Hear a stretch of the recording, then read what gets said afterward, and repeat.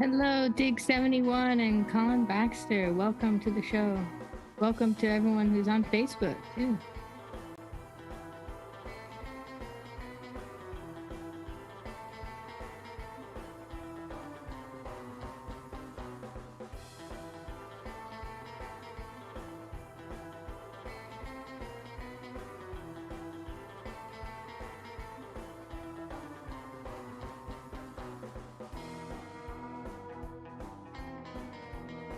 Score reels and steppers. Oh my. Are y'all ready to start?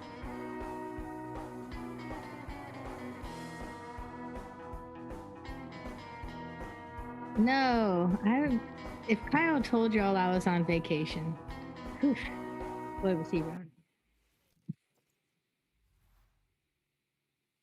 You're kind of on vacation. No. Hello, everybody. Welcome to episode 64 of PinTech Live. Kyle is hiding behind Hotline or somewhere. You can guess No, where I'm he's hiding. scrolling. This is now the Emoto show. I am glad to be back. I was doing some other production work. Shot a commercial for DoorDash. If you guys use DoorDash, it's a pretty cool service to get. Where were you? You were in Seattle, easily. right? Yeah, I was in Seattle. Before that, we were in Milwaukee. And, I went to Pennsylvania for a little bit. But now I'm back. I missed y'all so much. I was in the chat a little bit watching Kyle and Midge have a lot of fun without me. But it feels good to be sitting here with you, Kyle. I'm glad you're back. I'm excited because I'll get to teach you something this time, because you'll actually be forced to sit here and listen to me for the next 2 hours. Oh, yay. Or something like hello, that. Patrick Five Trick. Welcome. And the Eternal Grammy's here. We got Pin Daddy. Everyone's coming in. Kiwi Frenzy. Hello, hello. Ooh. Kiwis sound Where really do I good file right now. my numerous DoorDash bug reports? DoorDash.com, maybe? I don't know. I remember the last time I had a kiwi. Just a few updates before we get into the lesson, which you can see Kyle is so ready for. You almost look like you have a keyboard in front of you. I have a lot to learn today too, so I'm with all y'all over there. But next week we are going to PinFest Allentown. It's going to be an awesome show. It's the first time Kyle and I will be attending PinFest. So we're excited. We're nervous. We're ready to go.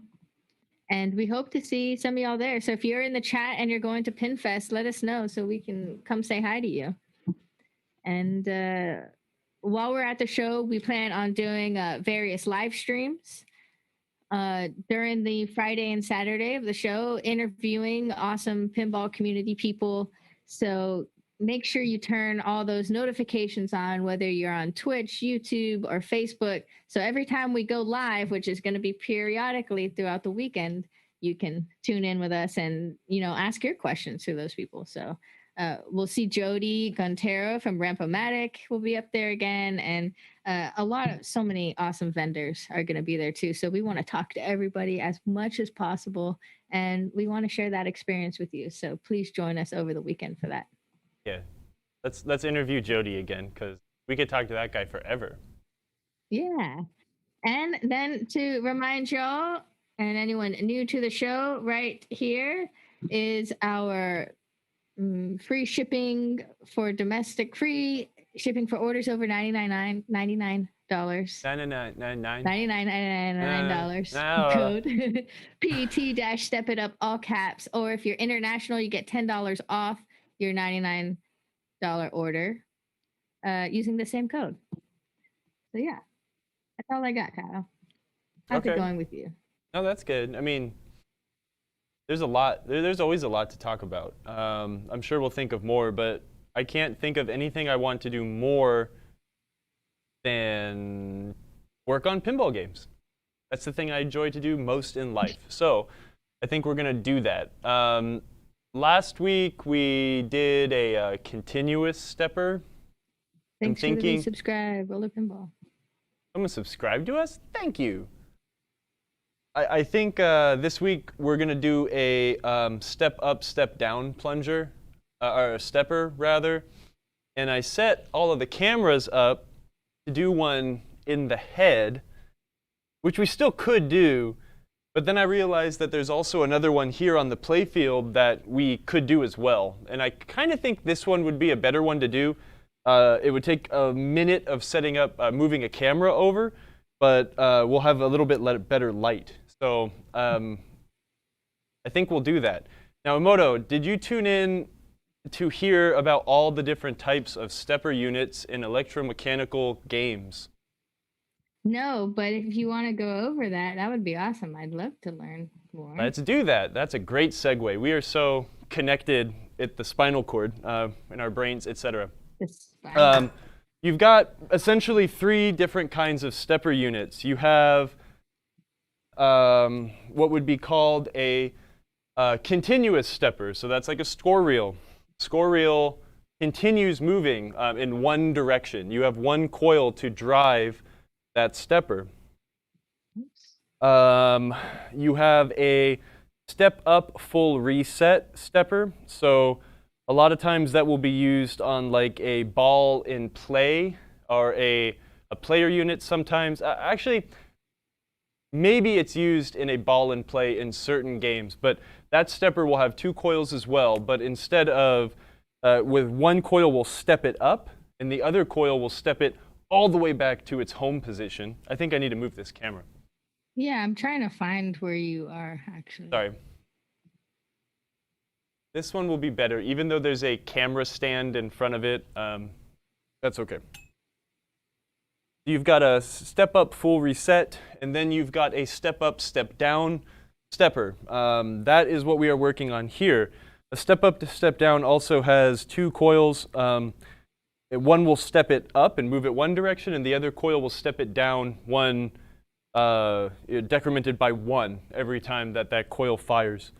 That is what this is. This unit here is titled the Advance Unit, I think. There's a sticker on it somewhere. The Advance Unit. Since I still don't have a schematic, I neglected to bring one again. I haven't had time to even breathe this week, so I forgot to print one out. I'm sorry.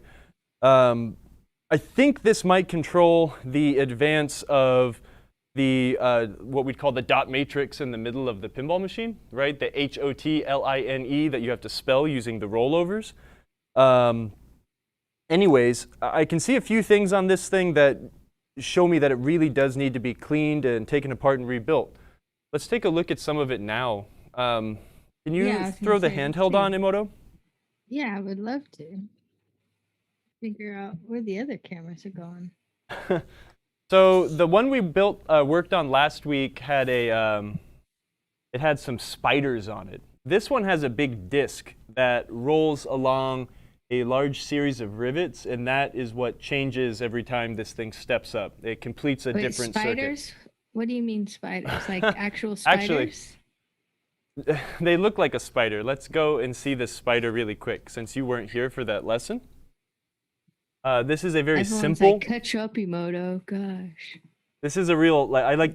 People call these spiders. They're these long legs with a little, with a switch contact at the end, and as this stepper moves, it makes contact with different I think so cool. contacts, which then do things. Right. This is a step up full reset. Right. Every time I hit the plunger here. 1, 2, 3, 4, 5. This is the ball and play unit. It's a single player game. So once you get to the end, ball 5, and the game resets, a part of the reset sequence is pulse this coil. It resets back to ball 1. We worked on the match unit, which is a continuous stepper. It just keeps going and going and going and going. And this one has a much more complicated spider. I don't know if you can see this, but yeah. Oh, yeah. He's got lots of legs. That's what we were talking about. And also, we actually did make a friend. There was a spider in here.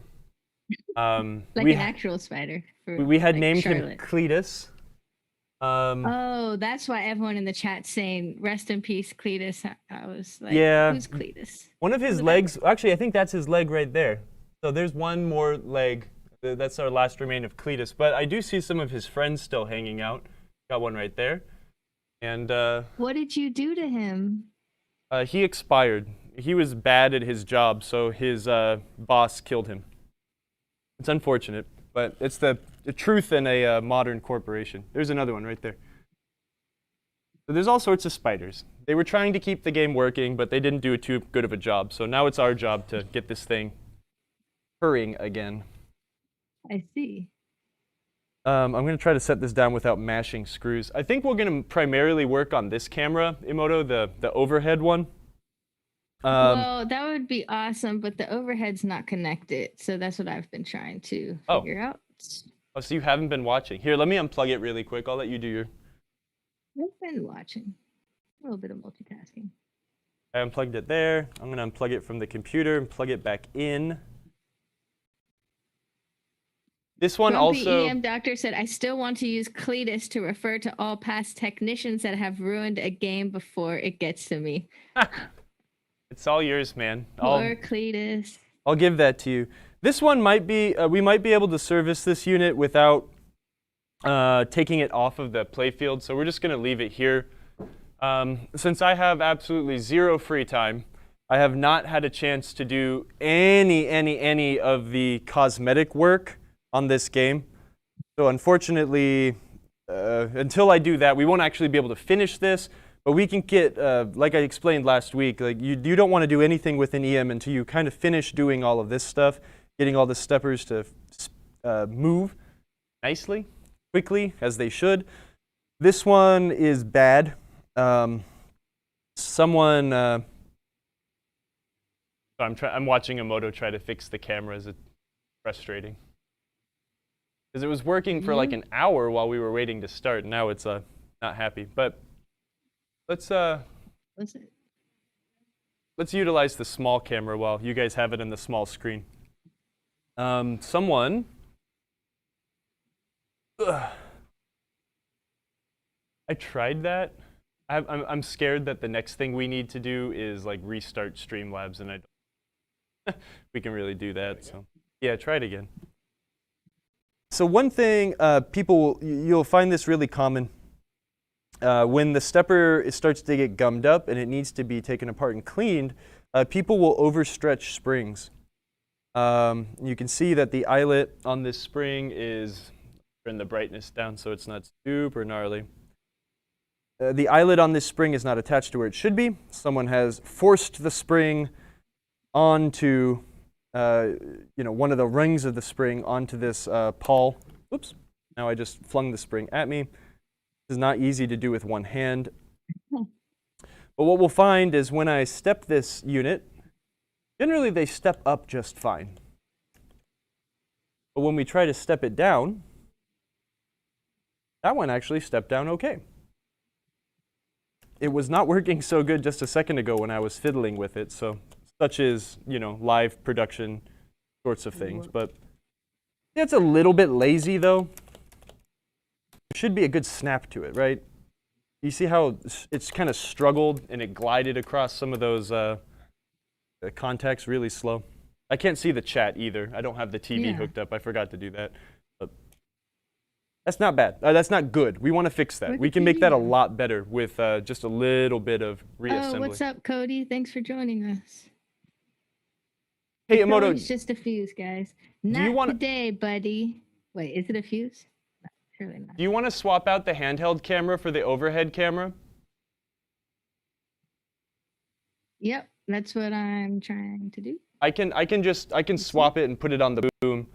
It would probably be better if I had it on the boom anyways, because I could have more. You got it? Oh, thank goodness. Good job.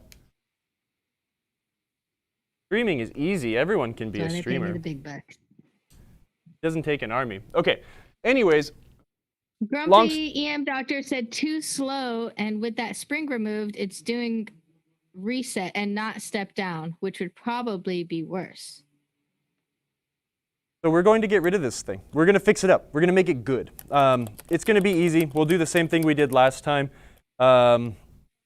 And I think since we've got an overhead camera, I will just remove it so I can kind of handle the unit back and forth. It'll make for a better video. So bear with me for just a moment while I unscrew it from the playfield.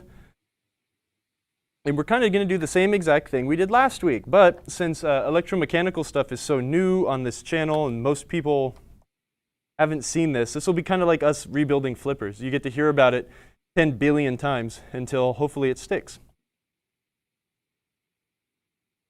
Someone told me you have to tell people 15 times before they comprehend something, but I have a feeling that that is a woefully low estimate on the amount of times you have to tell people. Who said that? I think 25, maybe 30. I'm sure David has told me to do things a bunch of times, and I still don't do them right, so I'm glad he's here in the chat to help us. Okay, so, Ooh. I didn't notice that, but that's a side effect of ancient plastic. Wow. It's super brittle, and the old plastic P-strap snapped. Oh, well. Broke it. So there's a few things, right? Before we take a stepper apart, we want to make sure that we put this thing back together the correct way. Thankfully, this one is keyed in a way. There's an orange dot that really lines up well with the the corresponding orange dot here on the circuit board. The other thing we're going to want to pay attention to is how many times we unwind this spring here. Let me reposition this camera. Oh, wow. Generally, with Gottlieb steppers, they wind these springs around 3 times. I don't know Williams off the top of my head, but we will count it. It won't be that big of a deal. I'm going to... What's up? Am I hearing things? I thought you laughed. Huh. Steve didn't laugh. I'm just hearing things. I'm going to remove the first spring. We're going to undo this spring now. So what I mean by unwind, right? This is a torsion spring. There is a leg of the spring attached to this wheel.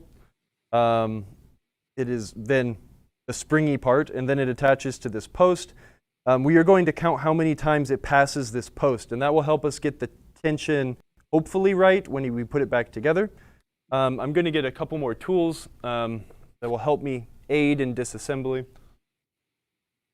Handy dandy screwdriver. Wow.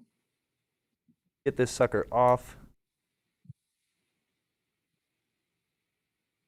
Okay, so it's obviously, it's springing this way, so we're going to count. 1, 2, okay, about 2 turns. That's what we're going to want to set it back to start with. Hopefully, someone hasn't screwed with this between us needing to take it apart. It seems like the one screw what they did with it was to stretch this spring out and, hook it up the wrong way. Anywho. We've got that off. We will need to remove the coils, maybe not. It's been a while since I've taken apart one of these Williams steppers, so bear with me as we both kind of figure out how to do this too. That's a 3/8 inch nut. No, it's not. Huh. It's a 7/16. Ah, yes. And we are going to need our handy dandy stepper stopper. What I'm going to do is I am going to, this wheel, the way it steps when it steps up, as we're looking at it now, right? This thing spins, in your orientation, it spins clockwise. Now when we put the force on the nut to unscrew it, it's going to want to turn counterclockwise. So what we need to do is just stop this sucker. So I'm going to jam this screwdriver into this little hole area right here as I try to break this nut loose. They're usually on very loose. They do not need to be on super duper tight. If you do put them on really tight, they can actually bind. We will remove this nut, which will allow us to take the this circuit board off. Nut, we got a wave washer. Off it goes.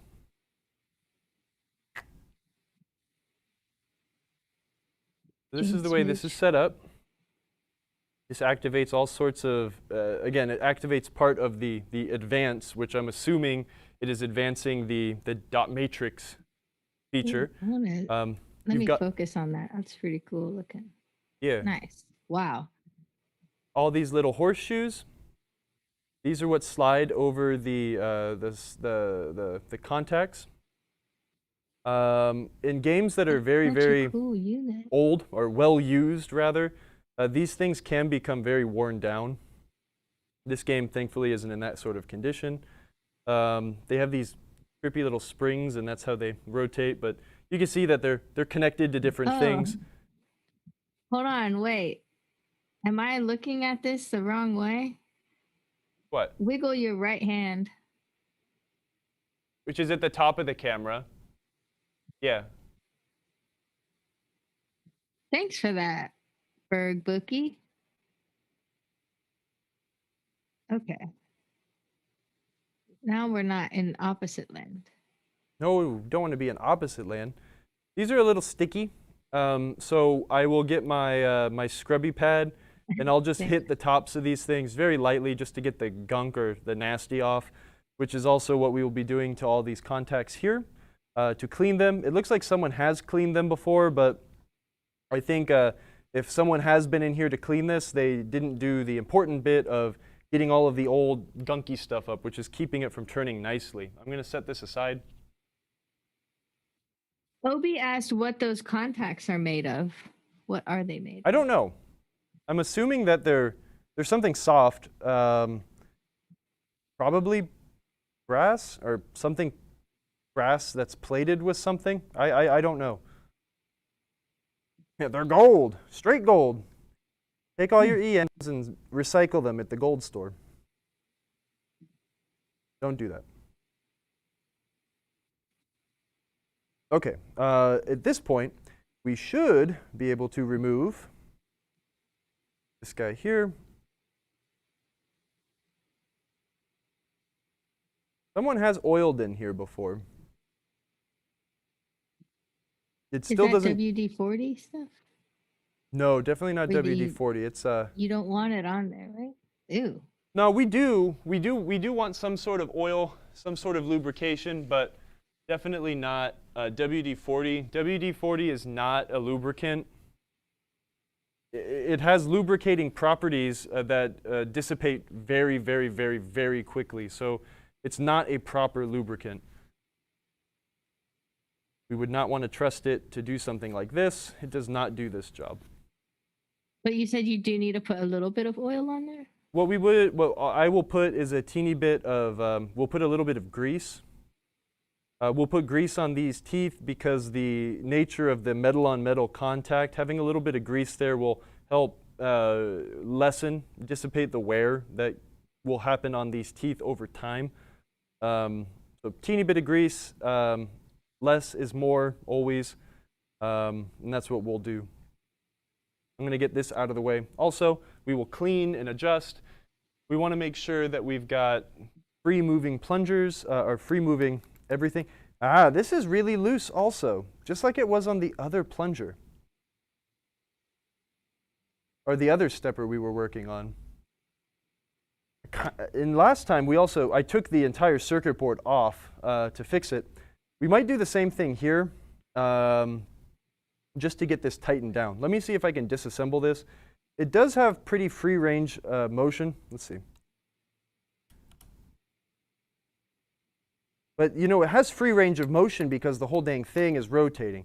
We are definitely going to take this thing all the way apart, just like we did with the last one. I want, what we have here is we have this stud that is kind of like a playfield post. It is attached via a nut on the other side of this plate. And what's happening now is it's rotating, but this whole thing is rotating on the post. The whole post is rotating, which is not what should be happening. This piece here should be rotating on this stud freely. So I think it's kind of given us our hand. We do need to disassemble it the entire way. Thankfully, is not too hard on a Williams stepper. We'll get to see the beautiful spaghetti on the back of this thing. That will make sense in a second.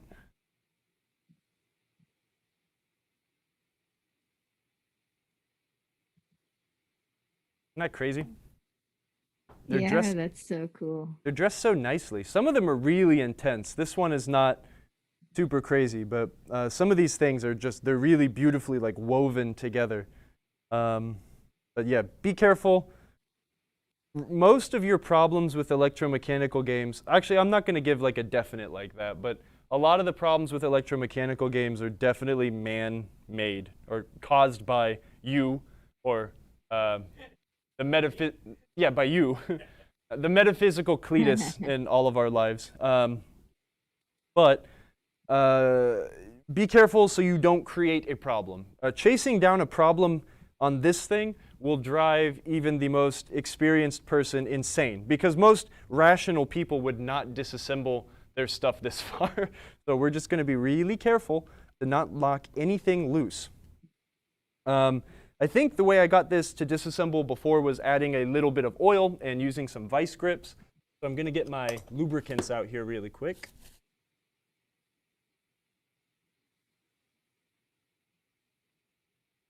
Oh, wow. Grumpy EM Doctor said, I once had a repair that was a broken wire in the back of one of those stepper boards. Yeah, and you wouldn't have ever guessed to go there first, right? It's like, you know, usually the problems don't exist there. So you want to be able to take off this board just to kind of double check all of the contact points? No, because in a real perfect world, this would not ever be a problem. We are taking this off because, unfortunately, I don't have a second 3/8-inch open-ended wrench, which I need to get. I have 2 1/4 inches, and I have 2 5/16, and I have 2 11/32, because sometimes I'll need 2 of them on top or below a playfield to break a post loose. The last 2 weeks have proven to me that I need to get a second one of these in my toolbox. I wasn't able to get my adjustable wrench to slip in through here on the other stepper to be able to hold this and tighten this. I'm also very, very scared of over-tightening and over-torquing and potentially snapping the stud. If that happens, it's basically game over. It's like full stop. You got to find a new one. Have a talented machinist make you a new one, and that's not easy. And what type of lubrication is that? That is just my zoom spout oiler. It's basically just like 30 weight oil. When it runs out, I put like 1030 or 530 oil in it, whatever. Just something with it flows well. What we got to do is we got to kind of try to work everything loose. And I think I definitely need to get my vice grips. I forgot to get those. I love these vice grips. Oh, they're so cute. Tiny. I have 2 sets of vice grips. I have real ones, like real big vice grips, and then I have these, which have like a teeny angled jaw to them. They're very, very handy. They come in useful all the time. Things that don't prove themselves useful do not stay in the toolbox for too long, because space is definitely at a premium. I'm not getting on this thing super tight. I just want really positive grip on it. This collar is separate from this lever. So I'm going to try to hold the lever in place and rotate the collar and break the bond of the, how many years between 1967 and 2020? A lot. It's a lot of years. 54 years. See, I'm not doing it because I'm on camera. Steve isn't on camera. He can do the math for me. The grease is old. We're going to break the contact here. Ugh. Yuck. Pretty grody. You can see some really chunky, icky grease in there. Now we should be able to get this lever off. We'll run into the same problem. Let's see. Add a teeny bit of oil to see if a little oil might help seep in and help us out a teeny bit. We're also kind of working against ourselves because this post is loose. The reason I'm not immediately going in and trying to tighten this post is because I want to back the nut off, make sure that the threads are really clean, and then cinch it down. I want zero possibility that I may snap those threads. Even working where all the pinball parts come from, you can't get everything. Hey Dalton, happy birthday Dalton! last week. He's my birthday twin. What's up, man? All right. And Grumpy EM Doctor always has the best pinball war stories. Anyone else is reading the chat? I think I've forgotten too many of my war stories just to like get rid of the PTSD. But if I sat here and thought about it enough, I could probably come up with some pretty good ones. Dalton's coming in with the jokes. Dalton's always got the jokes. How can one guy be so funny? I'll try this method. Try to hold the stud. There we go. Rotate it back and forth and back and forth. See if we can break the grossness. And we also share a birthday with Billy Mitchell. Really? You know who that is? Dang. That hair? I guess everyone born on that day in July just has really impressive hair. Yeah. The thing. Mr. Grumpy said, how about Kyle removes the post and work at a vice? That's smart. I was trying to use the post as like good leverage to be able to rotate the this guy off. I don't have a vice here. Unfortunately, I'm not working in a proper shop. It is actually a studio, so we're faking it. But in this case, honestly, the fastest way to do this absolutely would be using a vice. I'm going to improvise my own vice by holding it tight and just trying to wiggle it back and forth. Where is your vice, Kyle? It's at home in my workshop. It's coming. It's just slow. Can we get another angle? You should put the handheld up there somewhere too, so I can be like, camera A, camera B. I'm gonna see if Cletus would use a vice. he would. He'd probably That was use his from Mr. teeth. Baxter. Built out of strong stock, Cletus is. Well, But it's he not has that strong turned if into his dust. legs fell off. Hey, Brett Smith, thanks for joining us. Today we're working on Hotline Stepper Unit There it goes. and score reels. Maybe. This is Vice typical. grips, yes. Very Everyone typical. buy Kyle a vice grip for his birthday. Not vice grips. How grody these are. There's a lot of built up gunky Whoa. grease inside here. That's what you just, ooh, yeah. So it's gross. This is typical. These are things that you will need to learn to tackle while you're working on electromechanical games that have not been working in some time. I'm now going to loosen up this post. Make sure it's not really grody. It's not super grody. And now we will tighten it back down with every bit of utmost caution to not snap. You're just looking for it to get nice and tight.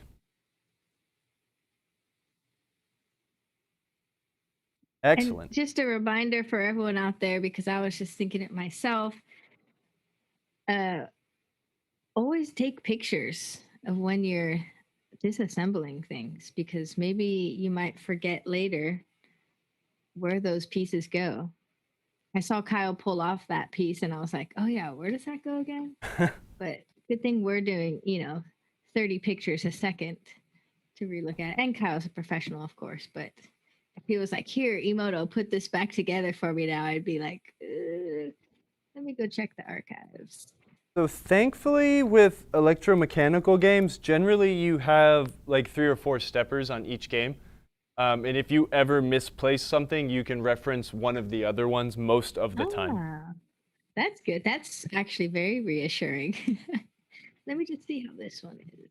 I'm going to use a little bit of oil from my zoom spout oiler and oil this pivot point here. Oh, wow. Thanks for all the gift subbing, Smidge. Thanks, Smidge. And welcome, Willinois, to our channel. Willinois? Cool. Willinois. That's a great name. We're going to work the oil Brett in a Smith little says, bit. EM scare me, but I want one. Yeah, see, I'm in the same boat with you, Brett. But Kyle's instilling confidence in us every episode. And as soon as we get Mr. Grumpy EM Doctor on our show too, man, we're going to be set. I think we should, David, let me, maybe I'll try to call you this weekend. I think we should try to set that up for like 2-3 weeks from now. I want to fix my Jack-in-the-Box because I'm going to bring it to the arcade. And that's the game I wanted to do I know what my problem is, or I can accurately explain my problem. Now, how do I find it on the schematic? And then how do I fix it? And that's going to be our episode, verbatim. Nice. So these, and then, just to let everyone know, if you're new to our channel and you do have an EM that needs some work on and you need help learning about how to read schematics and all that good stuff, you can sign up with Fun with Pinball's online repair clinics. Grumpy EM Doctor is actually one of the coaches that go on there, and they will look at your pinball machine with you over webcams and help you with your issues. And you just want to learn more, Brett, this would be a great place too to just kind of also gain some confidence in it. So I'm going to drop that link into the chat now because it is a really awesome program. If it doesn't. Come on. Okay. Swap this bad boy over. Let's see what we've got with this other pepper. This guy moves a lot cleaner. And since it's also relatively easy to remove, I will remove it. We will clean and then grease the post. I'm going to use my flat head screwdriver, in my case my bent one. And I'm going to pull this E-clip off, shove it through, then gently pry it off so it doesn't go flying. The wave washer. Gently pry this sucker off. There it goes. I also still do not have any good solvent here. I think I have some acetone and some naphtha, which are fine grease breaker downers, but I think I can get most of this with just a dry cloth. What I'm doing is I'm trying to clean up the remnants of the nasty old grease that lives inside here, and we will replace it with some fresh grease that will last another 54 years before someone has to come in here and do this all over again. I'm like stuck in capture purgatory. Guy's nice and tight. It never seized up, so it never got gross. Again, I'm going to apply some grease to the tip of my screwdriver.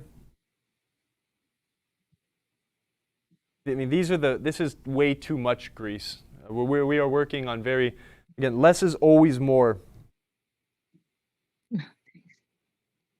But we will apply it and try to get it all the way around for even distribution.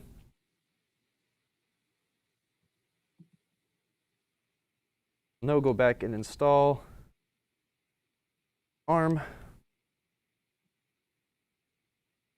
Make sure I get it into the groove of the plunger. That's important.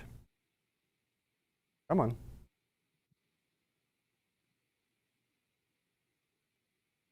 Stop fighting. There it goes. And step it a few times and work that grease through just a teeny bit. Now I'm going to clamp it back together. And we'll kind of do the same thing on the other side with that one that I had to kind of struggle with to get off. If you've got a lot of calluses on your finger, one way to install an E-clip is to just push it. If you don't have a lot of calluses, you can use a screwdriver to be finger armor and push it. If you don't have the luxury of this much space and you really, really need to ensure you get it on right the first time, get a pair of needle nose pliers and put one end of the plier on the edge of the stud, the other end on the side of the E-clip, and just squeeze together. And you will, most of the time, get a positive lock. Before I go through here, I'm going to try to clean up the rest of the stuff that will get a teeny bit of lubrication as well. Nice. Adam said they were looking for a 4-inch plunger assembly, female thread on end.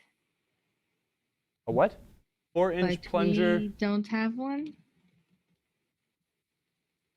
Not 100. Yeah, what's it for? And that there's a lot of plungers. What kind of plunger?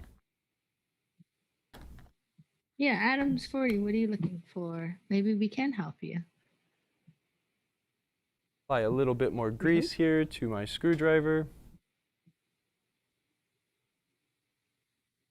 Try to cake a bit on to here.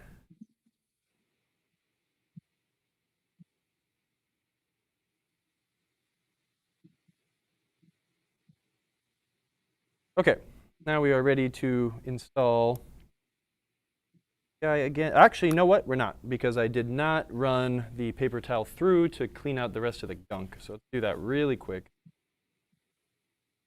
Nice.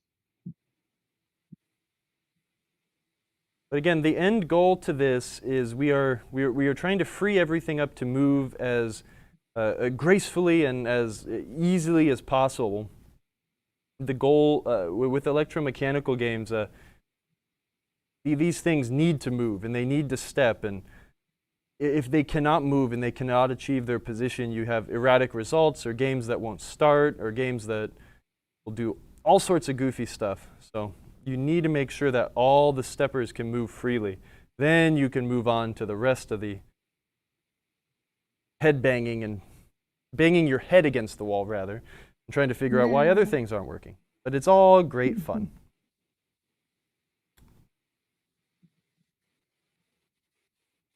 Personally, I do find electromechanical games a lot more gratifying to work on, mostly because I don't understand them as well, but I just find them more fun. It's more physical.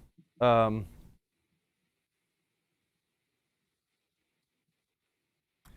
feels a little tight, so I'm going to pull this sucker out again. And maybe we will apply a teeny bit more lubricant. Maybe I was a little bit conservative with it. Put a little bit on the inside here, a little bit smeared around the top.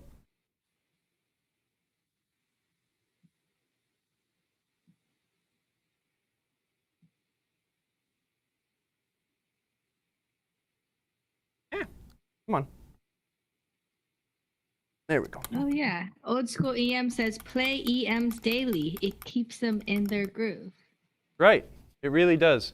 The more you play these things, the better they work. That's awesome. Their contacts are burnished, and the grease never has a chance to dry up. It's always constantly moving. It's a much better way to play. Put this collar back on.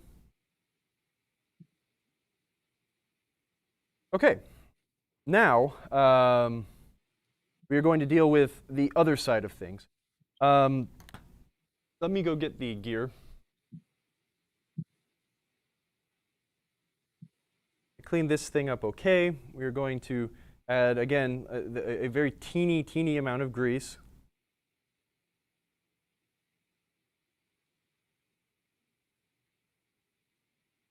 You know, I was teaching one of my coworkers today how to solder. I think it was one of her first time soldering. And it's like, it's one of those things where you think that like more is better, right? Having more solder means a more solid connection. Having more grease means it'll never ever have an issue. It's going to always stay nice and fluid. But you know, I think with both of those, mediums, you're trying to work with as little as possible.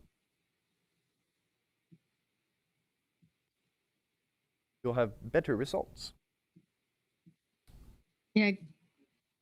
Dr. Grumpy said, I apply a tiny bit of grease to the edges of that pawl that contact the plunger to avoid wear. Is that what you're doing right that there? is going to be, I'm hoping I didn't actually put these in. I think actually I got these in on the wrong order. So really quick, I'm going to have to, this guy is supposed to be underneath this guy. So I'm going to really quickly move these. But that's what we were talking about where you were like, oh, the gears, grease, etc. That's what David was talking about there, is applying just the slightest amount of grease on the edge, and that helps both metal bits just glide against each other instead of potentially, wearing and doing damage to, or prematurely wearing the gears out.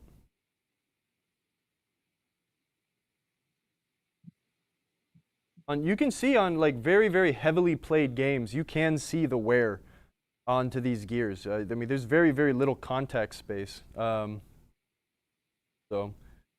anywho, we are going to rewind this spring now. How many times? 1, 2. That is how many winds was on it when I disassembled it, and we will start there. If you wind it more, it might spring back quicker, but it's also going to have to work a lot. Oh, I put that on the wrong. Never mind. I did that in the wrong order. The other spring goes first.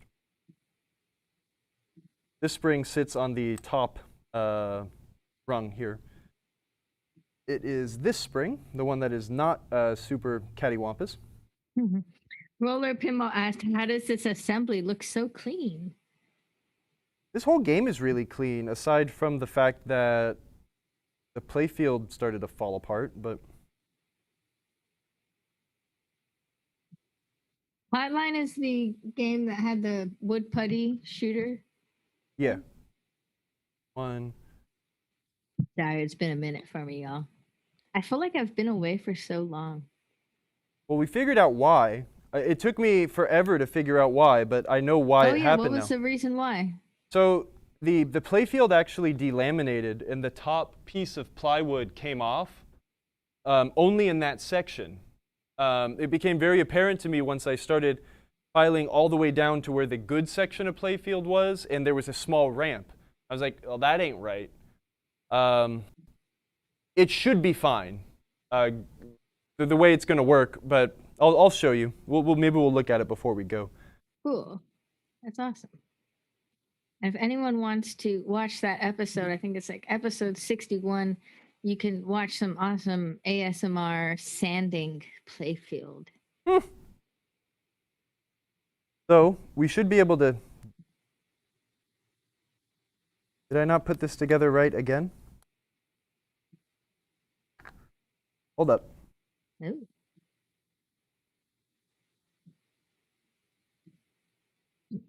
Now I need to double check myself. No, this is supposed to sit on top. I had it right the first time. This is supposed to step in. Oh wait, no, I got it right. Never mind. I just don't have the other spring on, so that's I'm working against myself. If I put this spring on, which is slightly damaged, but it still should do the job.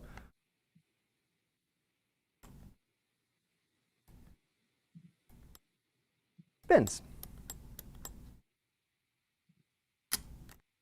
So, what we were talking about to avoid wear of the gear, we will put, again, I'll dab my screwdriver with a bit of grease.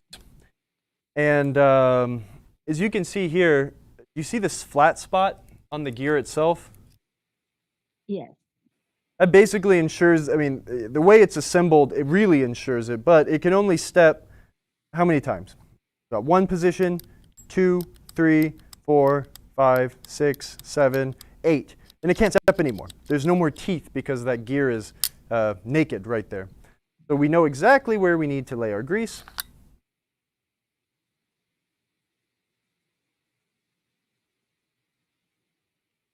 It hopped because I had too much tension on it, so now I have to redo the spring. It's okay. This spring here keeps this thing under tension, and since there's not a lot of resistance on the other side, it decided to not hold its position anymore. So you wind it up more? No, it's fine. What we need to do is put Less? it back together and get the other side of the mechanism on. Since there was nothing else holding it, I pushed the gear up a teeny bit, and it lost, these two arms hold it in place, so it jumped and it just unraveled itself. We're jumping the gun trying to watch it work too fast.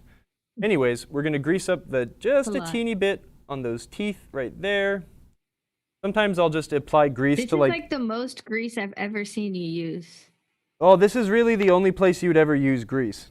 There are very, very few places in pinball where grease is allowed or necessary. But we're working against time. These things were not designed to last this long. This thing should have been in a dumpster years and years and years ago.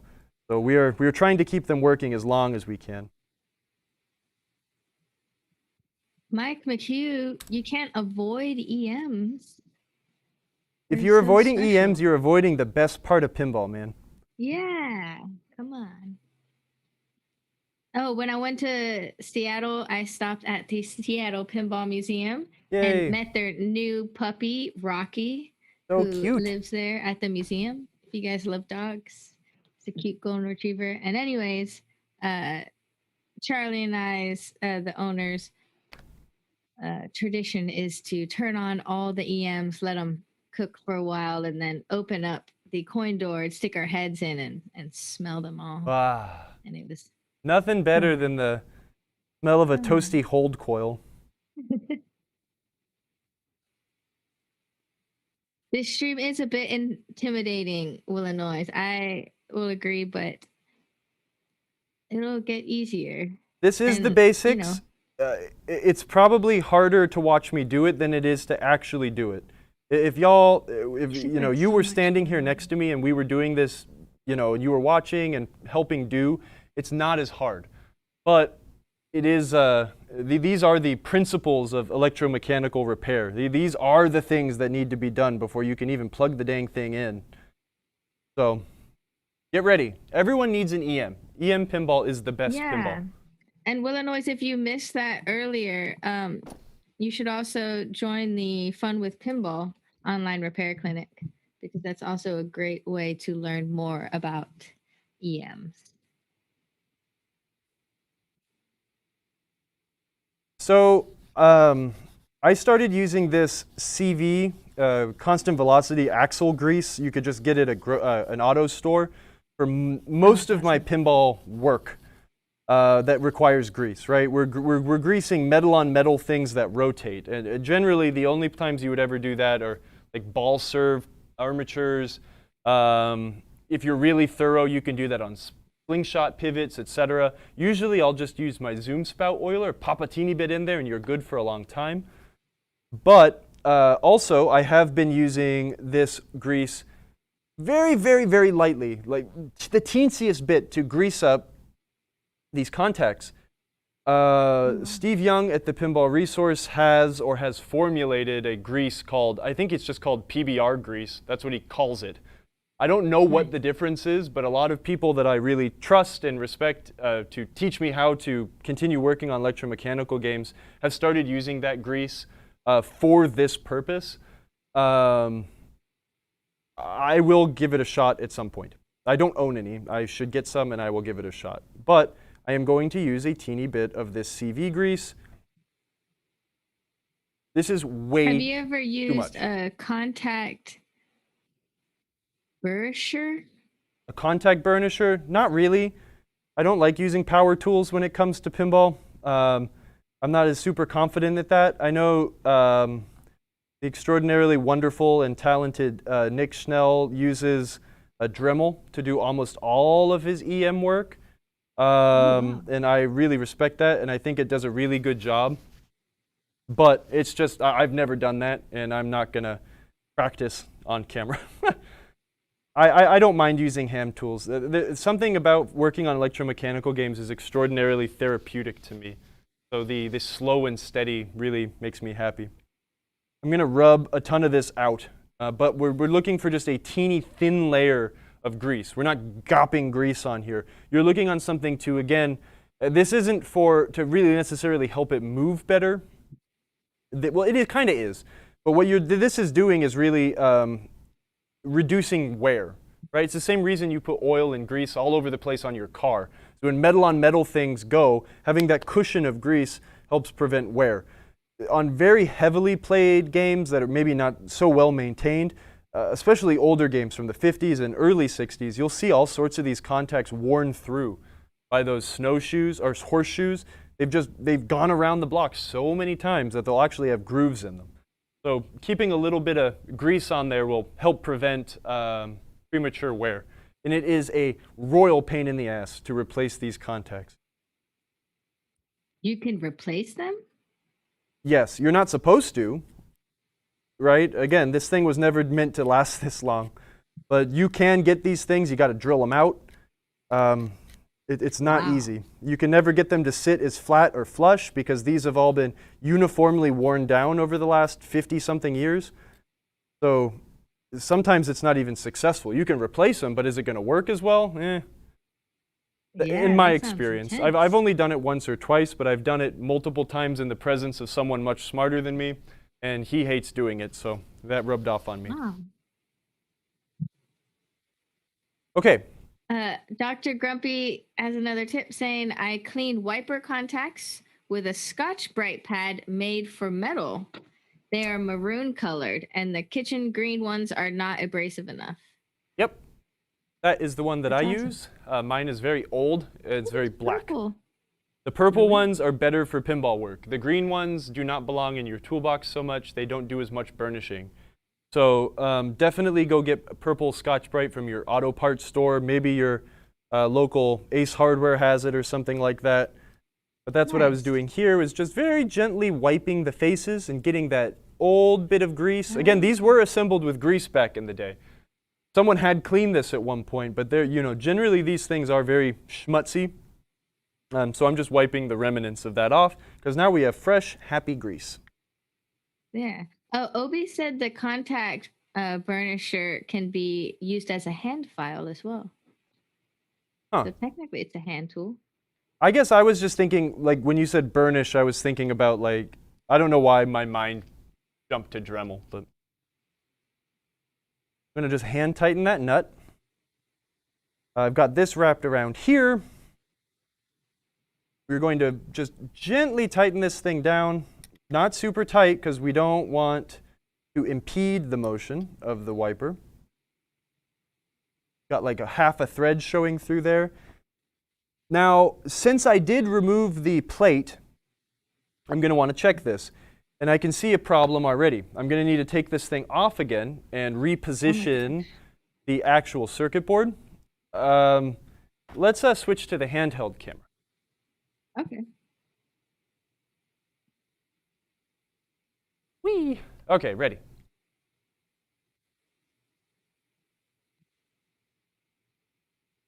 I'm going to blow the brightness up pretty high.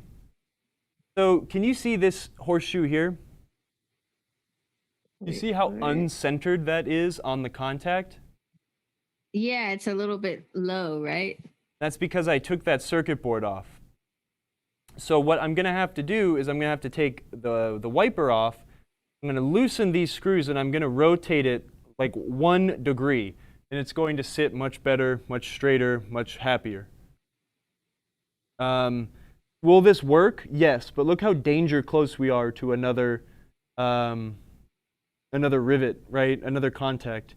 In a half-step scenario, or when it starts to get sloppy, you could have a false positive connection, or like bridging 2 contacts, and that's not good. So let me loosen that thing up and reposition it.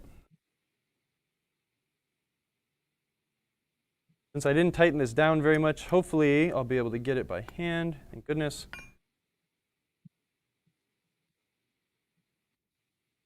You have to double check everything you do before you tighten, finish, complete the job. Because if we would have put that together that way, it could have been bad, Yeah, for sure, Obi. Thanks for asking questions. I love when people ask questions in the chat. I didn't even Kyle move it. does. When I loosened it, it just kind of rotated. So at this point, we will put it back on. I don't even need to tighten it down. Let me confirm it looks just good. And actually, it might have actually twisted a teeny bit too much. But you do risk the possibility of like splitting hairs. But I am going to see if I can get it dead on just because I am a weirdo. No, we want to see it get dead on. I'm still kind of unsure. Oh, okay. So you're adjusting that back plate slightly. Yeah, you can. It can rotate a couple degrees. And then that only goes in one fixed position. Yep. So do you see the key here? It's a rectangle. You can either put it on this way or 180 degrees out. Thankfully, these are marked. That's something we went over in the last episode of trying to mark the position of the spinner, the stepper, the spider, whatever you want to call it. Thankfully, this one's marked. And generally, if you put them on 180 degrees out, you're not going to cause too many issues, but you know, don't experiment on other people's games. If you're going to screw up stuff, at least try it on your game. Then you have yourself to blame. You can't tell your customer you burnt their pinball machine down. Okay. On some games, I know they do. Wait, some is of these. Good now? Can we see the result? Yeah. I'm curious. But I put the what dang it looks like wrench. Perfect. Probably in my pocket.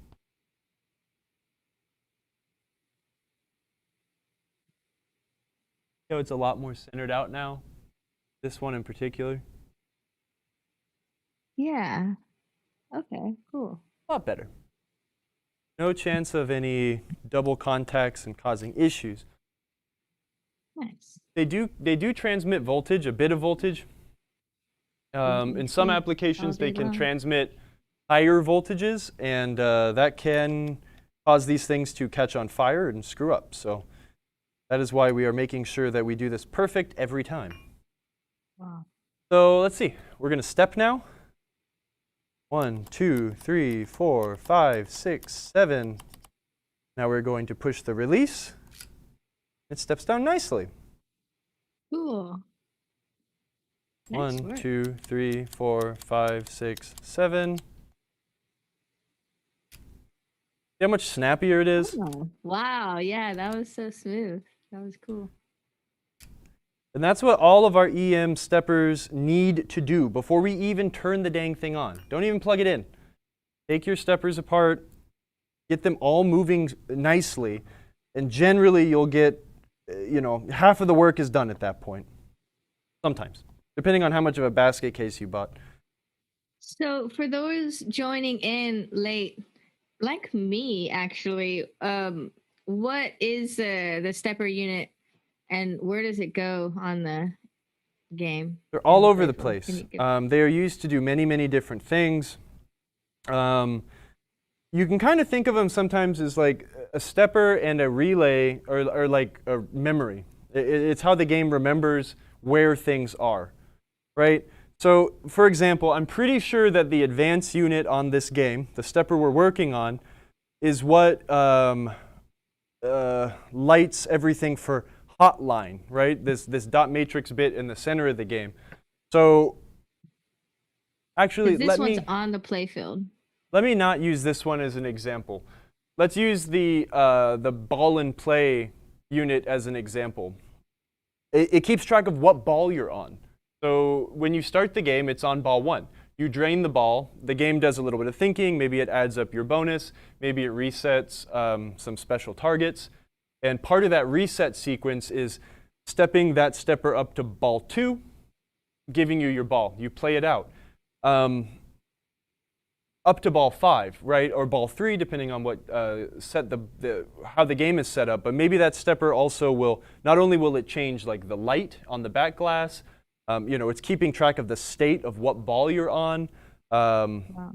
Maybe it will also encode some other information to close a last ball relay or something like that to make some things worth more points. But it's how the game is kind of keeping track of its state. And that's also what this like big relay bank bar is right here.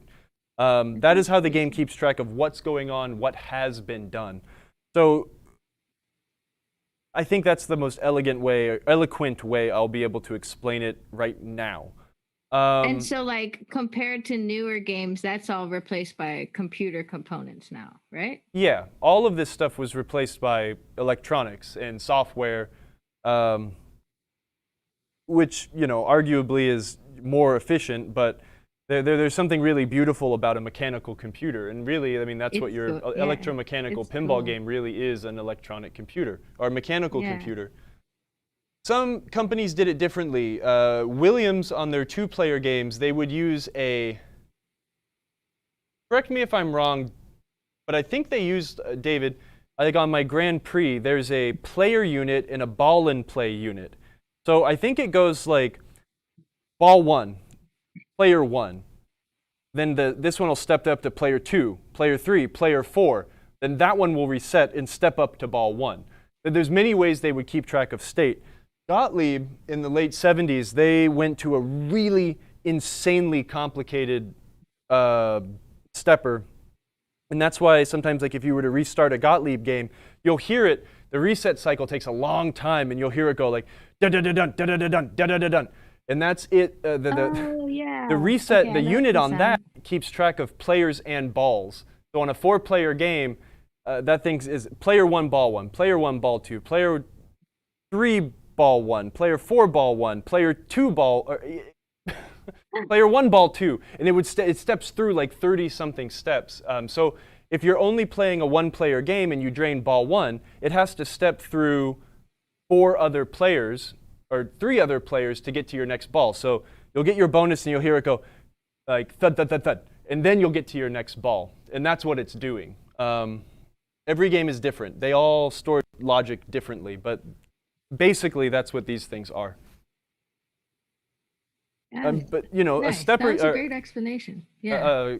The score reels are also stepper units, right? But the thing is, the funny thing is like score really doesn't matter. The only one paying attention to that is the player. But that being said, on the score reel, there are a few cases where the game does need to know its position. Most notably, I explained it last week for when to add points to the next score reel, when the game is on 9, when it's on 0, so it knows that it's reset, etc. So we can go look at a score reel really quick. All of these. And the stepper units talk to the score reels? No, nothing really talks to each other that much in these sorts of games. Like talk and what we think of like with computers checking on each other. Right. You can change the state of these games, and they're not smart enough to know that something's going wrong, right? We could play ball 1, and then I could go back there and step it up to ball 5, and you know it would still end the game. That's how it doesn't talk; it just knows. It does. It follows a very basic program. That's amazing. Sort of. Games are kind of magical. It really is. They're really wonderful. And once you kind of understand their logic, they're not as scary as you may think they are.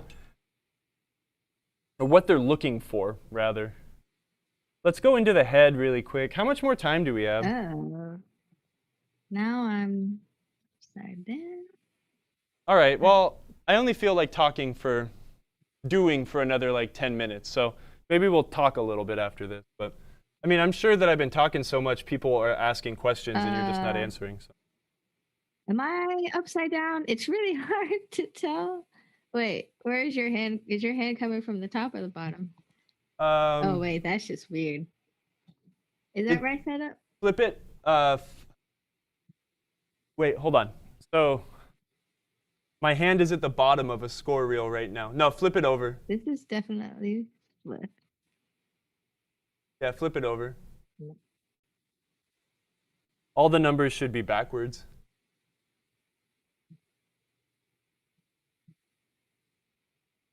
Oh, just rotate. Just for repetition.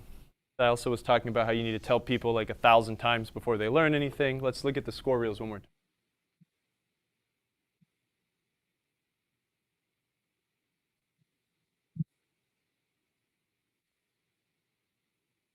Still got to invert it. Oh, my. Oh, can you turn the Sony to aim at you so we can see where you are in relationship to the thermometer? See my butt? Why are you not? Kyle's in the upside down. Stranger Things. I wouldn't mind being there. I could use a vacation. I'll take a vacation anywhere at this point. I'll get to hang out with Barb.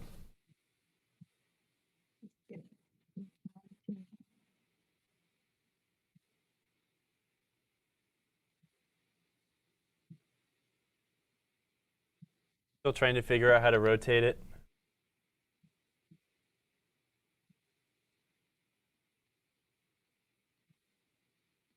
There we go. That's right.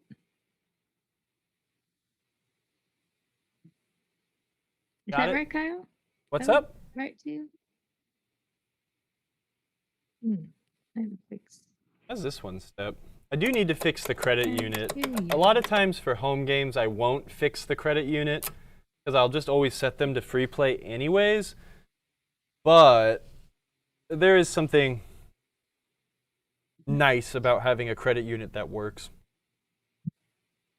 The credit unit's kind of a pain to take out, but maybe that's another one we can do on another stream. If we do one stepper a stream, the credit unit is actually going to be the only other stepper that's different. So maybe we will do one more video on the credit unit. I think that's probably a good idea because we've done a continuous stepper a la the match unit. These are also continuous, but we will also disassemble one of these at some point just to show people how it's done. The ball and play unit, which is this one, is exactly the same as the stepper we just worked on. It's a step up full reset. 1, 2, 3, 4, 5. Back. The credit unit, though, is a step up, step down. And the little arms that interact with each other to grab the gear and pull it up and move it around are a little bit more intricate on these guys. This is the most complicated, but it's not any harder. What I was saying, though, was let's look at a score reel. So the only thing, and this is repeat information, so sorry for everyone that was here last week. No, it's great.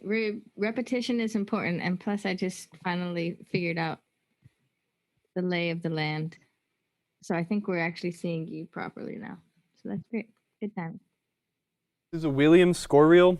They're amazing. They're very, very simple compared to the awful Gottlieb ones. I think I will take these apart just because I want to clean them. They're really gross. But again, it's a stepper. You've got a plunger that pulls a pawl. I can actuate it from here, which then grabs a plastic tooth underneath the gear itself and pushes it forward. There's a small circuit board on the back. The small circuit board on this digit is to know what the match is. If you end your game on a 3, the wipers match up with some other bits of logic that match up with how this thing is set, which is set up with the credit unit, which is set up with some other relay, that if all those things line up at the end, it throws the knocker, gives you a free game. The only other thing that the score units really know are what position they're in. Obviously, you have to restart your game at 0 points, or else someone has a slight advantage. So the score reels know I'm at 0, I'm not at 0, and I'm at 9. Those are the only things they know. And these switches right here are what dictate that. It needs to know when it's at 0, so it can know when to stop resetting itself. There is a reset relay that is pulsed by the motor. So the score motor inside the cabinet is going, spinning around and hitting all the switches. So 1, 2, 3, 4, 5, 1, 2, 3, 4, 5, 1, 2, 3, 4, 5. And while the game start or the reset relay is pulled in, that is energizing all of the scoring relays, which are just out of frame at the top of the, I guess I can show it. These are the scoring relays here. This is intense. Okay. While that thing is spinning around and the reset relay is held in, every time that motor hits a certain switch, it is going to pulse these things. And these things are going to keep going and trying to keep resetting these things to 0. When this score reel spins its way around to 0, on a Williams game, the game knows it's at 0. When all 3 of these switches are open, it will stop pulsing the 1s. And then the 10s and the 100s and the 1000s will continue going until they all get to 0. Another bit of the circuit says, hey, we're good.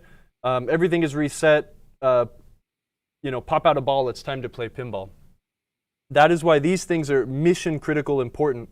A lot of times people get an EM and it's just like, oh, I put money in it and I push start and it just sits there and clicks and clacks. And this is one reason why. The other reason is generally the steppers aren't serviced and they're not moving. But we've got these 3 switches here. Right now the score reel is displaying 0. So all 3 of these switches are open. You'll have to believe me. I don't really have a lot more throw to bring the camera any closer. When we step the score unit up one more, now all of the top 2 switches are closed and the bottom one is open. In this position, the game knows to continue cycling until they all end up open. Anyways, as we continue going through, right, they don't change. 2, 3, 4, 5, 6, 7, 8. And then when we get to 9, the bottom switch closes. They're all closed. At this point, if I were to hit something that only scored 1 point, all these things being closed completes a circuit that will go something like this. You hit the 1-pointer, the 1-point relay, which may be this guy, for example, will close. This guy activates. This thing steps up. But while this thing is activated, there's another switch on here that will activate the 1000-point relay. Oh my God. Just because this switch was closed, right? Just because it was on 9. This thing will close, reset this. This thing will energize once and step up 1000 points. That's why these things are so dang important, because the only thing that you care about in pinball generally is like the points, right? So if the thing ain't stepping up the points right, if you're not having as much fun. I don't know. I guess I'm kind of going on a tangent just because I find these things so amazing. Like, I want to talk about how wonderful electromechanical engineering is. It's how simple it is, but so complicated. It feels very complicated right now. It's pretty complicated, but once, like, when you come over here and, like, when you come over to my house on Sunday, I'm very excited to have you. My Grand Prix will be done, and we'll have it working. And I'd love to, like, open it up and just let you poke stuff, right? When you start a game and you sit here and you poke this relay and this thing starts clicking, then you see other things moving, like, you know, in motion. It's a little easy. It's a little less daunting when you actually get your hands on it.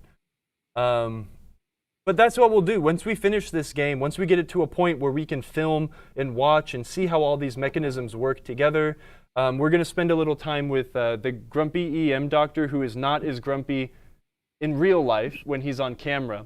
He will explain to us how to look and decipher things on these crazy schematics, and slowly this stuff starts to make a little bit more sense. I do not have nearly as much skill as David at tracking down where the issues may lie. Through repetition and experience, I know where to look to try to find some of these problems, but I'm not as good at pinpointing them.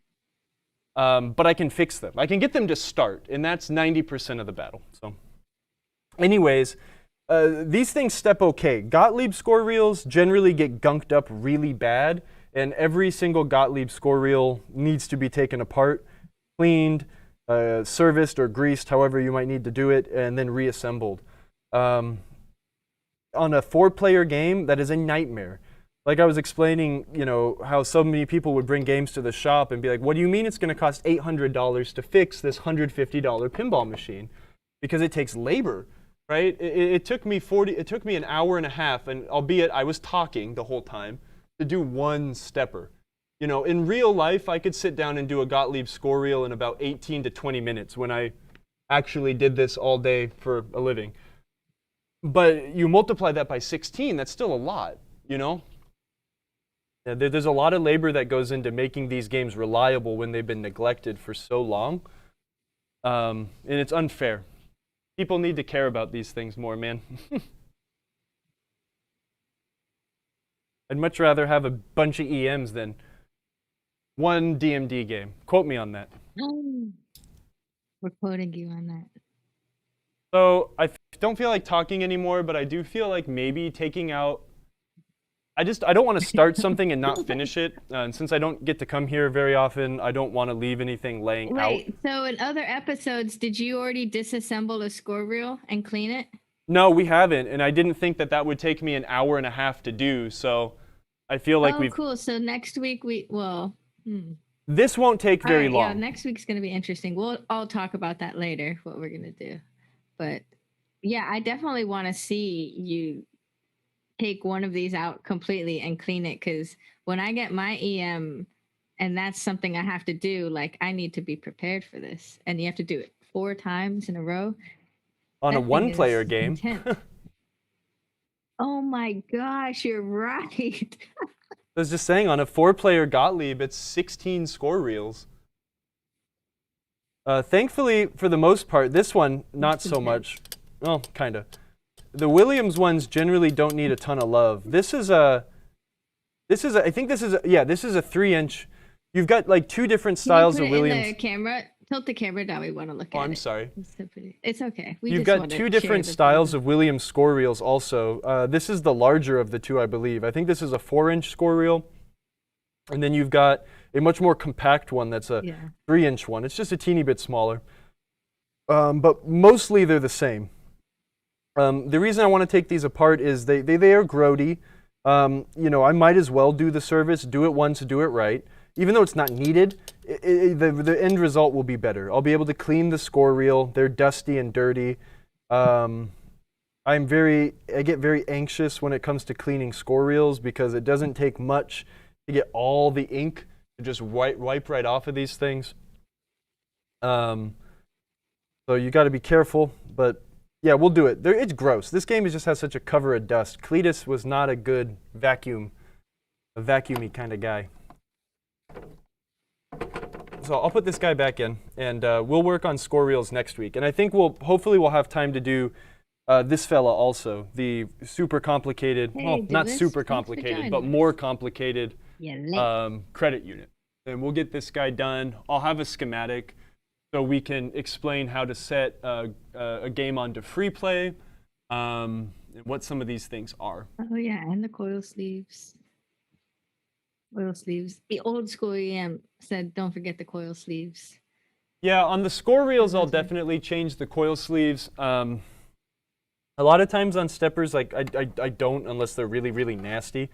But these things do get hot. They do get used a lot. They can get held on due to a little switch getting stuck, or there's a lot of reasons why the coil sleeves and the score units should be changed. But look how hot this coil's gotten. I mean, this is an original 50-something-year-old coil. Put it in the frame more. Sorry, it's like slightly out of it. Oh, okay, I see. You know how toasty it is? Yeah, it looks all right. Gotten hot. So we'll definitely want to change the coil sleeve there, for sure. I'll break some people's hearts eventually, and we'll put a couple lovely warm white frosted LEDs in the back glass to keep that color temperature or that temperature down to not destroy the back glass.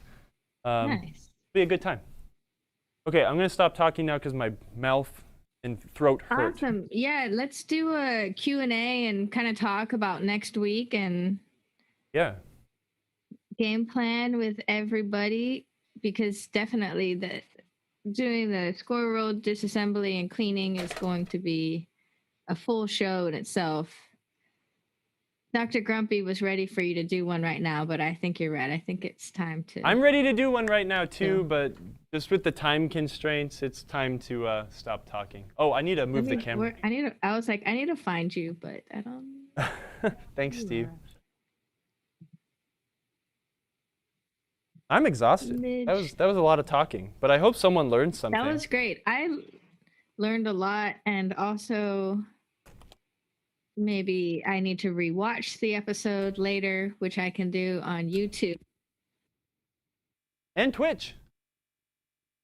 Actually, can I ask a question first? Like, first off, the people that have been wanting to see EM content, do you regret asking for it now? And second off, David, how many times did I say the wrong thing? Was that like a decent explanation? And would you agree with most of the technique here? I'm gonna let the hate flow now. EMs suck. Get back to sanding. Turn into an ASMR Twitch channel. Oh, that's bad. I guess I could fix that now. What? Really? Uh-oh. Okay, well, I guess I am the stream boss now. Thank you, David. No, never. Sorry, I'm not as crisp right now. I was saying that. Can you hear me now? Yeah, You yeah. can hear me. I can see my mic. You should rewatch the show too. I want to rewatch the show to redigest everything you said because it was a lot of information. And you can rewatch the show so you can see all of Dr. Grumpy's comments to you as you worked through it. Did what? What I do? Uh-oh. Yep. I see what you meant now. I did it on the recessed part, not the outside parts. So that's a little annoying, but at the same time, I'm happy with its performance. So thanks for bringing that up, because I can't stand listening to my own voice. So. No, you did great. It was a great show. And I think we can all agree that we look forward to more on EMs because they are mysterious and complicated, but the more content we get in with them, the less scary they are. Maybe I'm talking personally, but good stuff. I find them simpler to work on for the most part because it's less abstract. But they are very daunting and complicated machines. Oh, yes. And as Obi says, we have to save them. That's a very, very valid point. The more of us that know how to keep these games running, the longer they will survive. And speaking of surviving, Museum of Pinball is going to be doing an auction soon, and they have about 400 EMs that all need nice homes. So it's sad, but hopefully everyone can save them. I don't know. Buy them up. Save them. Bring them home. Yeah, everyone needs I an gotta EM. catch up with the Cletus the Spider Origins. I saw his leg in the pocket. Poor Cletus. I mean, there's a whole family of these damn spiders. I mean, there's another one sitting here on the slingshot. We'll have to Yeah, get... M. Coulson, that's what I was saying. The Museum of Pinball is done. They have over 700 pinball machines. I want to say half of them are EMs, maybe. I don't know. Dr. Grumpy, he was definitely one of the amazing Museum of Pinball tech volunteers that kept all of those games alive. So it's just had a good 5-6 year run, and it's gonna be something new now. Turin says everyone needs to bring games to Allentown so the free play area is packed. Kyle, pack a game. If someone's gonna let us drive a truck, I'll bring something. I'm going to suplex Kyle in the squared circle for charity. Yeah, everyone wants you to suplex me. Wait, how do I suplex you? Well, that's for you to figure out. Did I Google it? Suplexing. I said that I will let you suplex me, but the company has to reimburse me for any injuries that I may sustain after my back injury a couple weeks ago. You could probably do that. I think you could get me, especially if you came at me with some speed. You could knock me out and over and then just flip me over your shoulders. I think it's possible. I gotta go why do you guys want to see Kyle get hurt though? That sounds terrible. I don't want to do that. I mean, I kind of want you to do it. I mean, Oh, it's like that. Who is the character in Dragon Ball that always did the suplex move? He had the big mustache. only character I think of when I think of Dragon Ball Z is Mr. Satan. So that guy was the best. Yeah, it was probably Mr. Satan. Was that it did Mr. Satan? He's like the world's most powerful. So anyway, guys, we're on our Q&A section. If you guys have any tech questions for Kyle about your games, now is a great time to ask. Colin's going to talk about beer because this is his time as well. Yeah, I'm gonna go wash my hands while we get these logo questions. that comes in that's like Mr. Baxter's beer time. It did, yeah.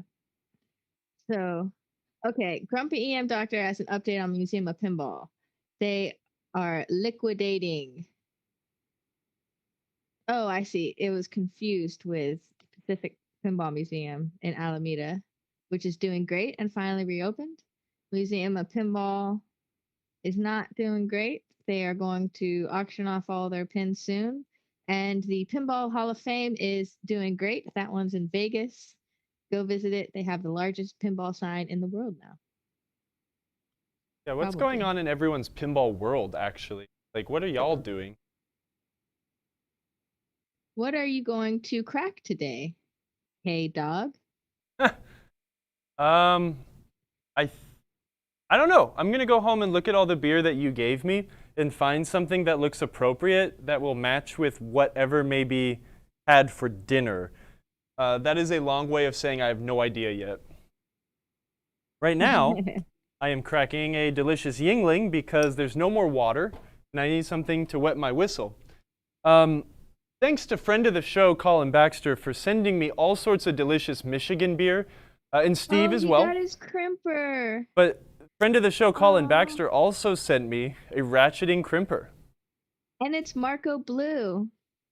I have not used it yet. I need to practice with it a little bit, but it is a very welcome addition to the toolbox. It's very satisfying to just crimp. So, yeah, thank you, friend of the show, Colin Baxter. That's awesome. RW99, in regards to the auction, I believe they are going to do an online auction to allow people to bid. I'm sure we'll repost that information when it does come out on our social medias. But you could also follow Museum of Pinball Facebook, where they have been updating semi-regularly. Ish. Yeah, if I didn't hate auctions so much, I'd probably want to buy a game or two from there, but auctions are not friendly places to get good deals. But with this organization, we're not trying to get a good deal. We're trying to, support the organization that unfortunately is no longer. But maybe there will be good deals. Yeah, maybe there'll be games that the last couple auctions I've looked at, like especially the coin equipment auctions here in South Carolina, there are no good deals to be had anymore anywhere. So, especially when they're open online, that means everyone can bid, and that gets scary. What's that song? Dirty deals and they're done dirt cheap. Maybe that's not the right lyric. Dirty deeds done dirt cheap. Is that on the AC/DC pinball game? Anyway, next week, we will be headed to Allentown. And Kyle, Thursday is our setup day and potentially your travel day. So we're going to have to figure out if, I don't know, maybe you can come early with me and we can do a PinTech Live in Allentown. I think that would be amazing. Or we do something on the road. That would be fun. I'm totally down. We could figure out something funny to do. Crimping? Can you bring like stuff you can crimp in the car and you could just set up your thing and man, if I didn't just have my coworker crimp together a bunch of Pirates of the Caribbean motor harnesses, I sure could have been crimping in the car. We can come up with something, absolutely. Hey, Turin, what game are you bringing to PinFest? I was thinking, Turin depending said we on could fix their sticky flippers. Big Crimpin. Mm, I was mm, mm. thinking about bringing my tools with me Flash to Gordon, Allentown since we'll be driving to Allentown. bring your tools. I could probably, depending on transportation, I could probably bring my toolbox. So, you know, that might be fun. Maybe you Can can we just put drop me off with Todd Turin's Tucky. game on? I'll stay with him for like a month, fixing games with TNT Amusements. Oh, Mr. Loaf is here. Thanks for joining us. Oh, I forgot. My Late. friend Mr. Loaf is going to be hanging out We'll with me be the entire time. in the same bed. And so Turin has a Flash Gordon. Can we work on his Flash Gordon on the show next week? I would be very, very, very happy to work on your Flash Gordon, as long as it has nothing to do with the strobe board, because I still haven't been able to get that reproduced. Sticky flippers. But Flash Gordon's something Bally games are my favorite. I'm good at Bally games. That's pretty much all I'm good for. I like how the playfield is hiding me. Michael, Turin doesn't have a strobe, but Michael Anthony said, "Hey Kyle, I got my screen working. It was a chip." I'm sorry, wait, who said that? Michael Anthony. Oh. D'Amelio. Yeah, excellent. Oh, good. I'm glad that solved itself easily. Whenever you need any sort of assistance, you know how to get to me. Obi, that's awesome. Obi put his duff ball in his Flash Gordon that he won on the stream. Yeah, you know, Duff Man, Flash Gordon. That's what Steve just said. Kind of similar, you know? Isn't it the same person? Yes. Isn't that what Duff Man's based off I of? think canonically, like, yes, the lore of Flash Gordon and Simpsons match up. I'm moving this back so I can sit in front of the playfield. Sorry. Okay, I'm like really zoomed in too, so that's probably why you. Yeah, yeah. He came into the office the other day buying parts for his barbed wire, and I feel bad because he was asking for help on Facebook, and apparently a bunch of people local, you know, I think like Ken Grant and Phil were like, he was like, who can work on my pinball machine in Columbia? And they were all like, Kyle, Kyle, Kyle. And I just don't use Facebook. I didn't see my tag on Facebook, and that's, you know. So good. I'm glad you got that working, man. But now, does it start? Were you able to figure out why the game wouldn't start? I don't know the System 3 stuff super well. Like the back of my hand super well. Came out of a barn. Barn wire. Barn wire. Probably had some. Kyle with the great dad puns. Okay.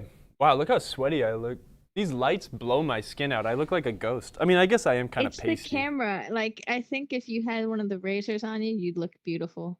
But this Sony camera is just not, I don't know, not my friend. Emoto hates our camera.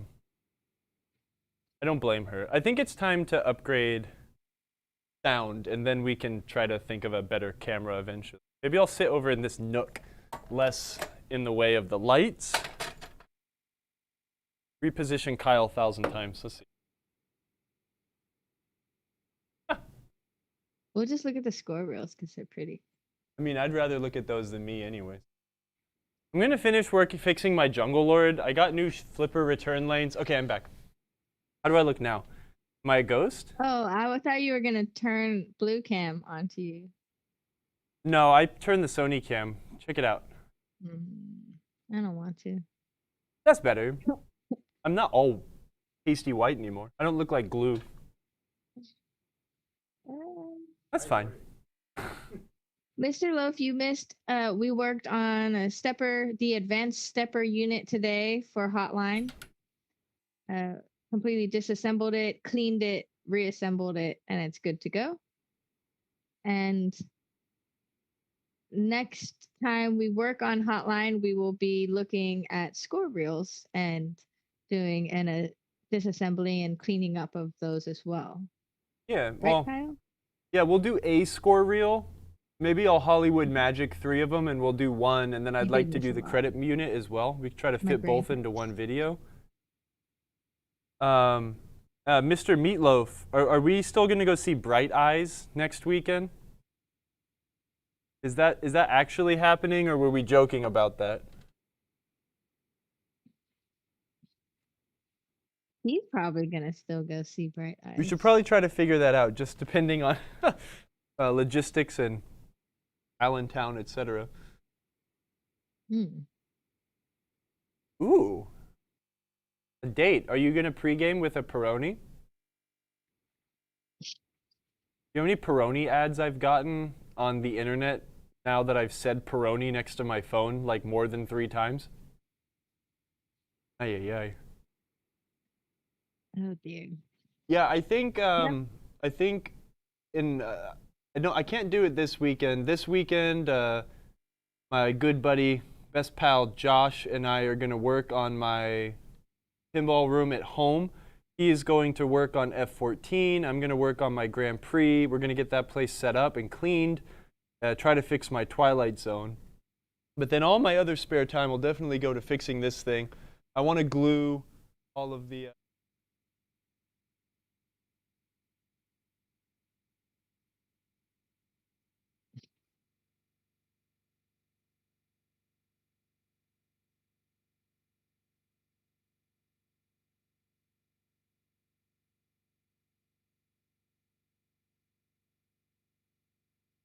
Nice.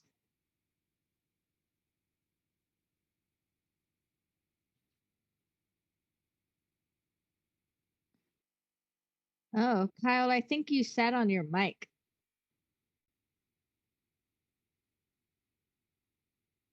butt turned it down. How about now? No? Maybe? Yes? Kinda? Yep. Yeah, basically, His battery too died while long he didn't flipped read. by. I'm gonna get all my crap in order, so I'll have all my pinball games at home kind of ready to go. I'm gonna start bringing a bunch of my games that are behind me back home. Gonna try to finish up some projects. I'm feeling amped to kind of get this done because I really do feel like we need to stream more. And we kind of have enough equipment now where it wouldn't be too annoying for me to carry it back and forth to do pinball gameplay. I know Steve needs to come over.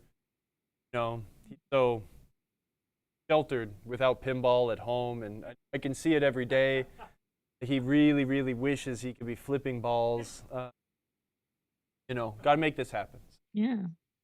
I've been Old school inspired. And EM also said because if they I get it done on Saturday, then when Emoto comes over on Sunday, we can play pinball instead of just playing Mario Kart.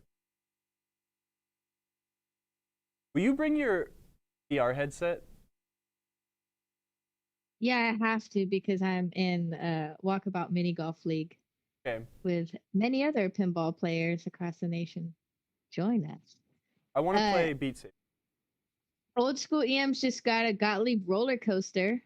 Oh, That's pretty cool. exciting. Yeah, I'm roller doing a coaster full is like the cleanup. first. Hello, Tess Bishop. Long time no see. Wow, name fast. Howdy. Yeah, I think roller coaster is one of the first games, or more modern games that has wireform ramps specifically. Kind of neat. Cool game. Good artwork too. Great Gordon Morrison artwork on roller coaster. Probably like some of the only family-friendly Gordon Morrison.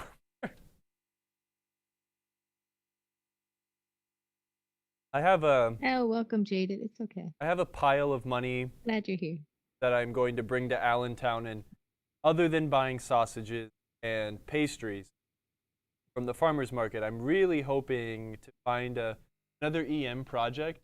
Maybe I need another pinball machine, like I need a hole in the head. But if I find a good deal, I'm not Nice. What else are you looking forward to at Allentown? gonna. Well, I'm excited to meet people that I've never met before. I'm hoping that I'll get to meet Todd Tuckey.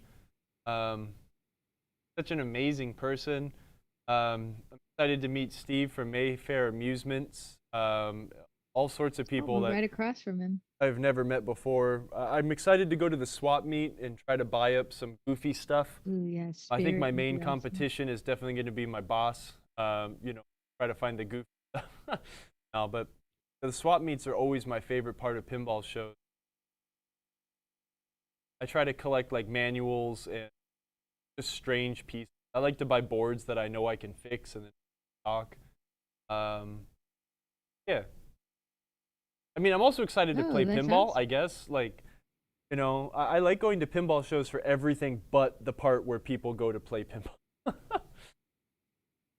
The people and the food and the swap meets are always my favorite. Michael Anthony's going to go with the name Barnwire. He liked it so much. And Barn Kev Bishop wire. says there's also a pinball show swap meet at the Flipper Room this Saturday. So if you're on the West Coast and you're not making it to Pinfest Allentown, what a great alternative. Yeah. TJ's here. Hey, TJ, TJ. I almost considered just flying back home to go to the swap meet at the Flipper Room just because I miss everyone so immensely. Yeah. But the Flipper Room is the best arcade, the best not arcade in California, that's for sure. I think Free Gold Watch has surpassed, it's less a screen printing shop and more arcade now, so it's not an arcade. Yeah, But, they all miss you. yeah, I miss them too. I'm going to come home this year sometime, especially if California Extreme happens. I'll probably take 2 or 3 weeks and just come home and have to see my family because none of them are going to come out here. Get on an airplane? We don't do that. Jada says, thanks for the Alltech solenoid driver board for my pin. Works like a champ now.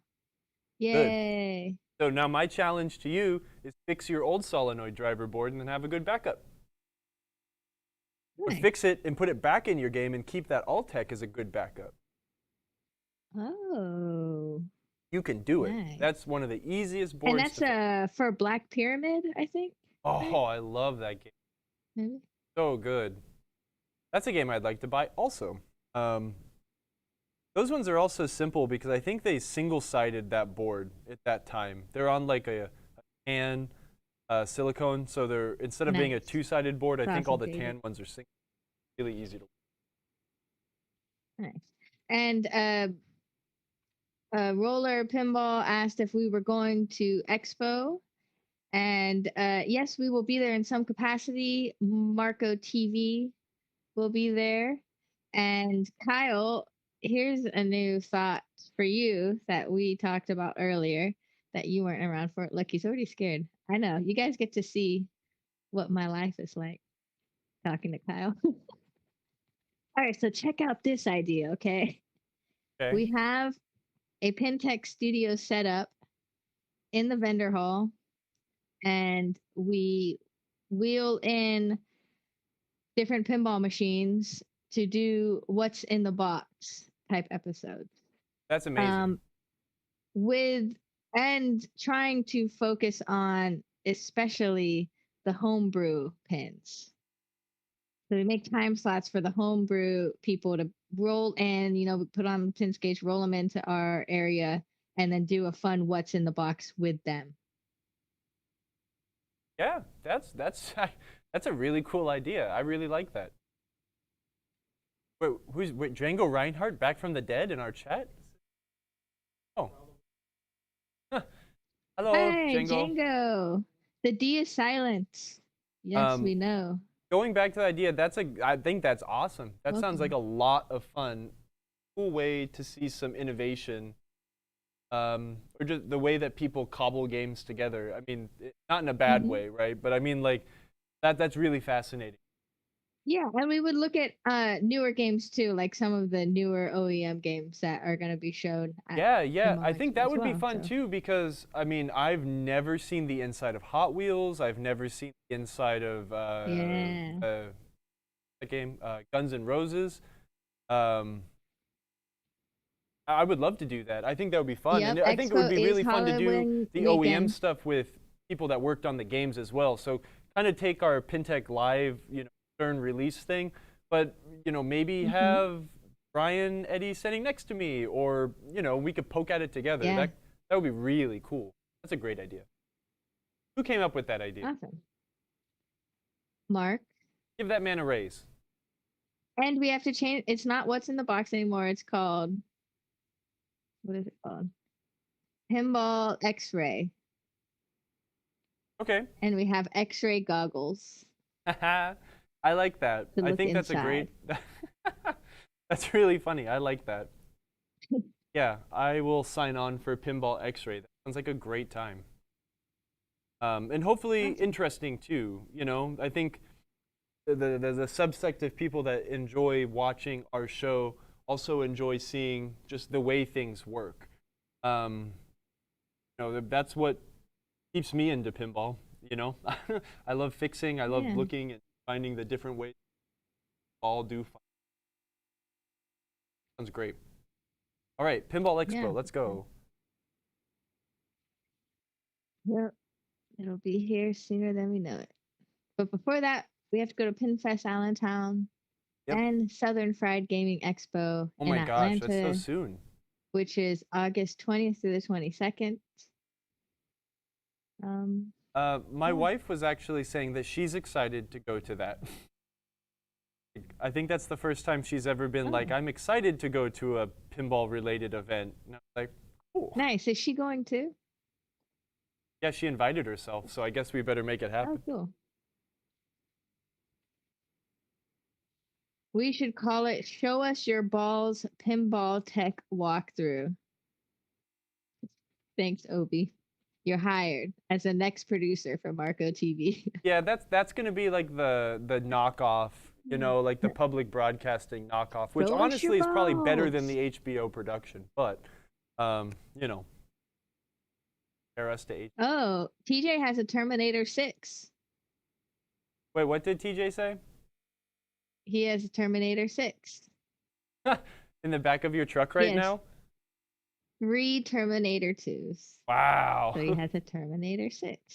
And he's shopping out a Simpsons party, Simpsons pinball party at Pinball Pirate today. Tell Chris I said hi, and tell Chris that I miss him exponentially every month that I haven't seen him. Have to. Please. Yeah, good old, man, I can't tell you enough how Chris Kuntz, the Pinball Pirate, has changed my life more than I think anybody else in the entire planet has. Without his kindness and patience, I would not have the same love I do for games. Very much look forward to going back and visiting my my old work family. That's awesome. Yeah. Look, I'm just sitting here lounging, putting my beer in the back of the game, crossing my legs. You look really, like, way too comfortable right now. Man, I tell you, I usually don't get exhausted this fast by doing this show. Maybe I was just tired to begin with because I only slept for like 4 hours last night, but I'm feeling like tonight might be a good early to bed night, you know? Hey, I need to start this conversation too. Oh, gosh. I am, and have been for a really long time, I'm obsessed with Formula One. Thanks for joining us, Mr. Loaf. We will see you next week. Yeah, bye. See ya. Hey, are you okay with sleeping on the floor? Because Emoto said that that's the only place you can sleep. Emoto said that that's like, what? That is incorrect. I'm just kidding. I definitely said you could get a roller bed or be the big spoon with Kyle. He can be the big spoon. That's fine. I just want to know, we have our Discord server and we talk about all sorts of fun stuff, but I am obsessed with Formula One, and this season has been kind of exciting. So if there's anybody, this is probably very few people, but people that intersect the pinball and Formula One fandoms, please reach out. There's nobody in South Carolina other than our friend Steve, who owns some of these games that I work on, who likes Formula One. I need more people to talk to. Desperate. No, Mr. Loaf, we can take this on the Discord, but you can definitely still be the big spoon with your height stature. That's fine. So, if you need me to teach you, I will. All right, everybody. We're going to figure out where we'll be for PinTech Live next Thursday. Yeah. Since we are headed up to Allentown, We will still try to go on at 3 p.m. Eastern, but that might change. But we'll keep you posted. We should know soon.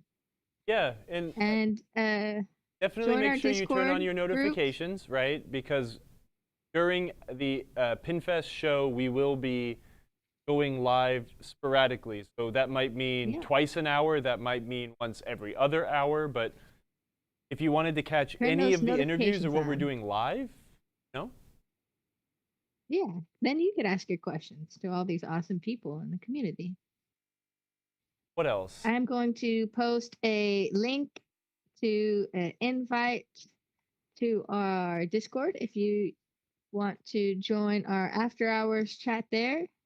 There are pinball conversations going on. There are not pinball conversations going on. There's pinball conversations going on all the time. And also some not so pinball conversations. I love Manu, Mystery Pinball Theater 3000.